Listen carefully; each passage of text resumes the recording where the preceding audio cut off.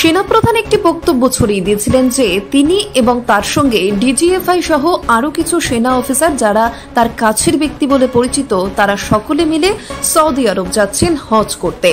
আসলে সেনাপ্রধান এটি বলে জল মাপতে চাইছিলেন। তিনি দেখতে চাইছিলেন এতে ইউনূস গ্যাং কতটা খুশি হন। কিন্তু ঘটনা ঘটল উল্টো।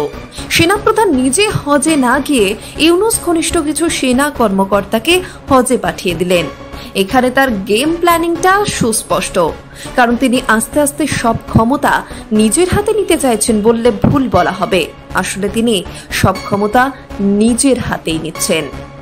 তাই ইন্দোনেশিয়ার স্বরাষ্ট্রমন্ত্রীর সঙ্গে বৈঠকে যেখানে ইউনূস ঘনিষ্ঠ কোনো ব্যক্তি বা ইউনূস সাহেবের নিজের থাকা উচিত, সেখানে বৈঠক করলেন সেনাপ্রধান নিজে।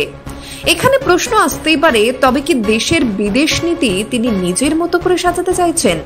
ইউনূস সরকারকে আর গুরুত্বই দিতে চাইছেন না তিনি বিদেশের কাছে? তবে কি তিনি এই বার্তা দিতে চাইছেন যে বিদেশ নীতি এখন সেনাপ্রধানের হাতে? তিনি ঠিক করবেন বাংলাদেশের স্বার্থে কোন দেশের সঙ্গে কতটা সম্পর্ক নিবিড় করা উচিত, কারণ তিনি জানেন এই অবৈধ সরকার 106 আর্টিকেল ব্যবহার করে ক্ষমতায় আছেন। আর অবৈধ সরকারের দলিল হিসেবে অবৈধ কাগজপত্র সুপ্রিম কোর্টের আপিল বিভাগে রাখা ছিল, কিন্তু কোনো অজ্ঞাত কারণে আগুন লেগে সে কাগজপত্র নষ্ট হওয়ার আশঙ্কাও করা হচ্ছে। প্রশ্ন উঠছে, তবে কি ইউনূস সরকার তাদের বিরুদ্ধে যাবে এমন প্রমাণ নষ্ট করার খেলায় মেতেছেন? এর সঙ্গে সেনাপ্রধানকে ভাবাচ্ছে কাতারের ষড়যন্ত্র। কাতারের ষড়যন্ত্রটি কি?